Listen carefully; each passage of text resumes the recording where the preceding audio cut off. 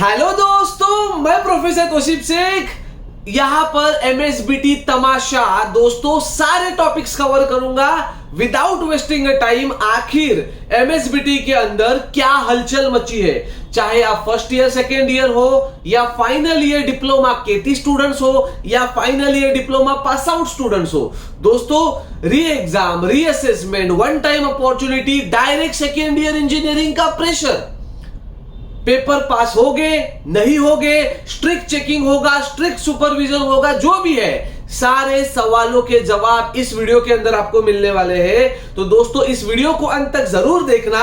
और दोस्तों आपने अगर अभी तक चैनल सब्सक्राइब नहीं किया है तो दोस्तों कर लो। द रीजन इज कम्युनिटी पे मैं बहुत सारी बातें बताता हूं, जैसे कि एग्जाम हॉल टिकट्स, बट बहुत सारे बच्चों ने उसे मिस कर दिया। दोस्तों बेल आइकॉन दबाना मत भूलना। तो दोस्तों चलिए शुरू करते हैं, सीधी बात, नो बकवास।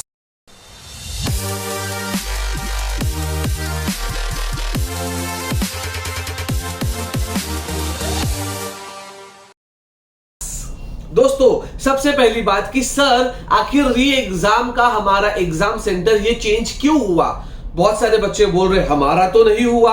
अब दोस्तों आप दोनों के लिए एक बात ये है, आपको पता है कि सभी कॉलेजेस में सब बच्चे फेल नहीं हुए हैं। किसी कॉलेज में 60 में से 40 फेल हुए होंगे, किसी कॉलेज में 60 में से 2 ही फेल है। अब दोस्तों आपको पता है जब एमएसबीटी एग्जाम कंडक्ट करती है तो सिर्फ कॉलेज का सुपरविजन नहीं होता है। हर सुबह टैक्सी नंबर 9211 आती है, सुबह सुबह पेपर लेकर, बराबर है, और पेपर का फिर जेरोक्स कॉलेज वाले निकालते हैं और डिस्ट्रीब्यूट करते हैं। अब दोस्तों 2 बच्चे जहां पर है, 10 बच्चे जहां पर है, वहां पर तो टैक्सी नहीं जाएगी, वहां पर एग्जाम कंट्रोलर भी भेजना पड़ता है एमएसबीटी की तरफ से बाहर का। तो दोस्तों अब 2-3 बच्चों के लिए कौन भेजेगा। So the reason is MSBT ने यह डिसाइड किया कि उस एरिया के जो नियर बाय कॉलेजेस है वहां पर सबको भेजा जाएगा। अब यहां पर गड़बड़ क्या हुआ है, बहुत सारे बच्चों ने कमेंट करके ये कहा है कि सर हमारा कॉलेज तो 60 किलोमीटर दूर है। अब दोस्तों हो सकता है इसके बारे में एमएसबीटी कुछ ना कुछ सोचे, बट दोस्तों ये बात आपको समझ में आ गई कि री एग्जाम का सेंटर चेंज क्यों हुआ। अब सारे बच्चों को एक जगह पे लाया जाएगा। अब हो सकता है किसी कॉलेज के बच्चे का एग्जाम सेंटर चेंज नहीं हुआ, तो दोस्तों इसका मतलब ये, हम लोग क्या करते जब स्टूडेंट थे, हम लोग पहले डिसाइड कर देते हमारे कॉलेज में अब केटी वाला कौन है, अच्छा मेरे पीछे ये बैठेगा, मेरे आगे ये बैठेगी। अब दोस्तों ऐसा भी नहीं होगा। अब आपको पता है सब कॉलेज के बच्चे अगर वहां पर आ रहे हैं तो जो सिटिंग अरेंजमेंट है वो भी अल्फाबेटिकली हो सकता है। तो दोस्तों आपके आगे पीछे कोई दूसरे कॉलेज का बच्चा हो, अब क्या पता कौन कितना होशियार है। अब दोस्तों एक तीसरी जरूरी बात यह है कि सर सुपरविजन स्ट्रिक्ट होगा या लूज होगा। तो दोस्तों मैं आपको डरा नहीं रहा हूं, बट दोस्तों जैसे आपको लीनियंट सुपरविजन आपके कॉलेज में देखने मिलता था वैसा देखने के चांसेस बहुत कम है, क्योंकि जितने भी एग्जाम सेंटर्स है वो सब पीसीडीसी सेंटर्स है। पीसीडीसी सेंटर मतलब क्या, फोटोकॉपी डिस्ट्रीब्यूशन सेंटर, जहां पर आरआरएसी होता है। अब ये क्या होता है, जहां पर आपका पेपर दूसरी बार चेक किया गया ना।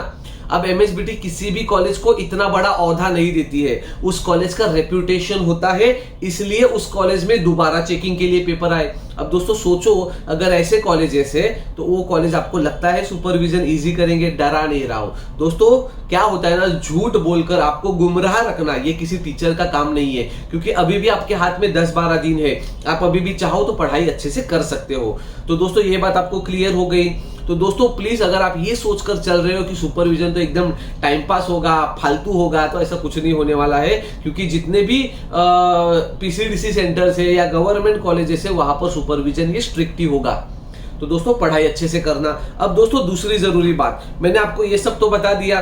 अब दोस्तों यहां पर दोस्तों मैं आपको एक बहुत जरूरी बात बता रहा हूं, प्लीज आप बुरा मत मानना, बट ये सबसे जरूरी बात है। आप सब लोग देखो दोस्तों ध्यान से सुनना, एमएसबीटी आपको पास करना चाहती है। ये बात मैंने पहले भी कहा था और आज भी कह रहा हूं, और उसके आगे एक बात जोड़ दो दोस्तों, सिर्फ पास करना चाहती है। अब आप अगर ये सोच के चल रहे हो मां कसम इतना पेपर लिखूंगा भर भर के 70 में से 60 मार्क्स आएगा, तो भाई साहब भूल जाओ।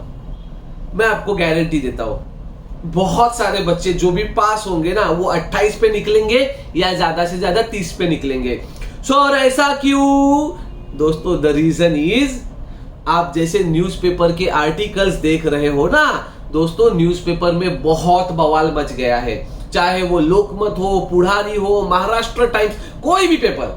अब हर पेपर, ये जितने भी बड़े बड़े न्यूज़पेपर्स है ना, सब लोग ये आपका मतलब सब लोगों ने ये कहा है कि आपने जिन बच्चों का साल बर्बाद हुआ उन बच्चों के लिए एक मौका दिया, बट जो बच्चे पहले अटेम्प्ट में पास हुए उनकी क्या गलती थी।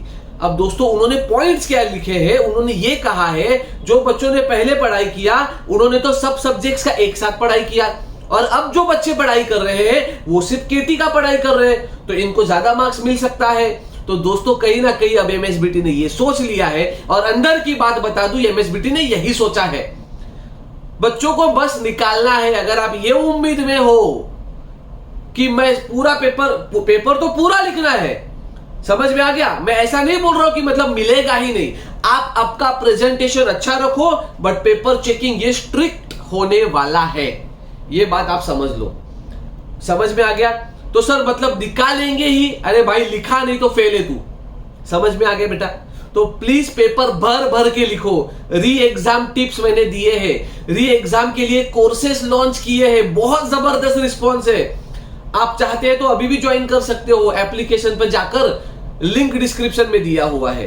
अब दोस्तों इसके आगे सबसे जरूरी बात मैं आपको यह बता दूं कि दोस्तों ग्रेस मार्क्स, सर हमें ग्रेस मार्क्स मिलेगा क्या? सब मिलने वाला है, इसके अंदर कोई ये नहीं है। और आपको पता है दोस्तों, आप ऐसा नहीं बोल सकते सर मैंने तो पूरा पेपर लिखा था, मैं फोटोकॉपी मंगाता हूं, रीअसेसमेंट के लिए डालता हूं, कुछ नहीं होने वाला है। No photocopy, no reassessment for this re exam. दोस्तों आपका हॉल टिकट डाउनलोड कीजिए, हॉल टिकट में आपको पता चलेगा आपका एग्जाम सेंटर चेंज हुआ है या नहीं हुआ है। तो दोस्तों इनडायरेक्टली 100 बात की एक बात, पूरा पत्ता घूमकर जो बच्चे पहले पास आउट हुए हैं उनके फेवर में जा रहा है। आपको बस एक मौका दिया जा रहा है, आप फेल हुए थे, आपका साल बर्बाद हुआ था, हमने आधे बच्चे रीअसेसमेंट में निकाले, अब ज्यादा से ज्यादा बच्चे हम लोग री एग्जाम में निकालेंगे, बट ज्यादा मार्क्स की उम्मीद मत रखना। इसका मतलब ऐसा नहीं कि मैंने पेपर ही नहीं लिखा। दोस्तों पेपर जितना ज्यादा लिखोगे उतना पासिंग का चांसेस बढ़ेगा, स्कोरिंग का पता नहीं, बट पासिंग का चांसेस बढ़ेगा। तो 70 मार्क्स का पेपर पूरा लिखो, समझ में आ गया दोस्तों। और इतनी अंदर की बातें कोई नहीं बताता मेरे प्यारे बच्चों। और दोस्तों कुछ भी अपडेट आया, मेरे को अंदर की बात कुछ भी पता चली, कम्युनिटी में पोस्ट करूंगा। री एग्जाम के कोर्सेस एप्लीकेशन में है, नीचे जाइए, एप्लीकेशन डाउनलोड कीजिए, लेट हो कुछ भी हो आपके लिए वहां पर अवेलेबल है। तो दोस्तों उम्मीद करता हूं आपका ये सारा डाउट क्लियर हुआ रहेगा। दोस्तों मिलते हैं अगले वीडियो में ऐसे ही कुछ नई जानकारी के साथ। प्लीज प्लीज प्लीज पढ़ाई कीजिए दोस्तों, एक लास्ट मौका है, आखिरी मौका है। प्लीज दिल और जान से पढ़ाई कीजिए, भर भर के पेपर लिखिए। Everything is fair in love and war. तो दोस्तों मिलते हैं अगले वीडियो में कुछ नई जानकारी के साथ, तब तक के लिए जय हिंद।